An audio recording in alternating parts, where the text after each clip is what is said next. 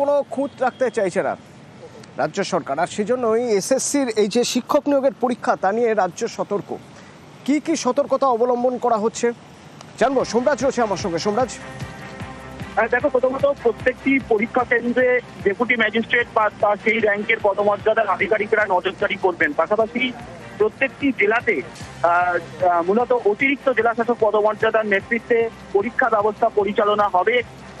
নবান্নের তরফে জেলাশাসককে school service কমিশনের যে লিখিত পরীক্ষা আগামী 7ই সেপ্টেম্বর ও 14ই সেপ্টেম্বর তা নিয়ে নির্দেশিকা পাঠানো হয়েছে।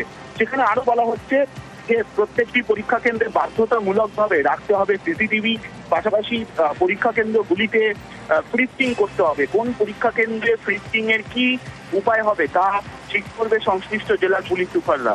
পাশাপাশি এটাও বলা হয়েছে পরীক্ষার্থীরা কোনো রকম ঘড়ি পড়তে পারবেন না। প্রত্যেকটি পরীক্ষার ঘরে ওয়াল ক্লক লাগাতে হবে যাতে পরীক্ষার্থীরা নজরে রাখতে পারে পরীক্ষার সময়।